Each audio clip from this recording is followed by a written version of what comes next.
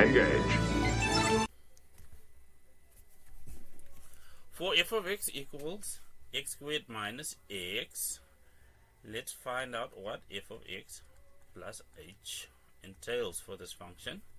And what we'll see, of course, is that it is x plus h all squared minus x plus h. What has happened is that x plus h has taken the place of x everywhere. So let's simplify that. It obviously becomes x squared plus 2xh plus h squared, right? That does that. And then of course we distribute the negative into the second bracket. That becomes negative x minus h, of course, and there we have f of x.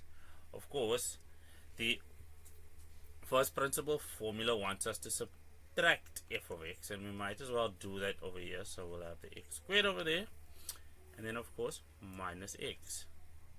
So if you follow through on that, and we of course subtract f of x, to find is that zeroes out and that zeroes out, and we are of course left with, well, let's see, f of x plus h minus f of x, all equal to 2xh plus h squared minus h. If we have a look at those three terms. So our first principle formula, f prime of x is equal to the limit as h tries to 0 of f of x plus h minus f of x, all divided by h, of course.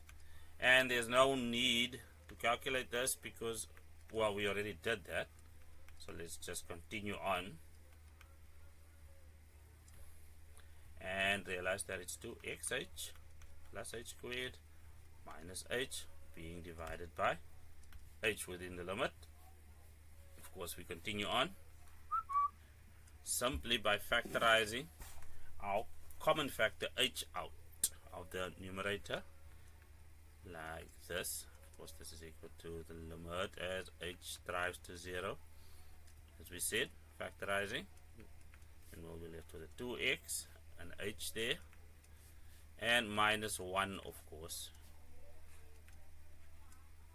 H divided by h is equal to 1. What we're left with is 2x plus, substitute the 0 into h, minus 1, and then of course f prime of x is equal to 2x minus 1, and that's good. We of course could have gotten this 2x minus 1 using our power rule, but that's not what is being asked of us.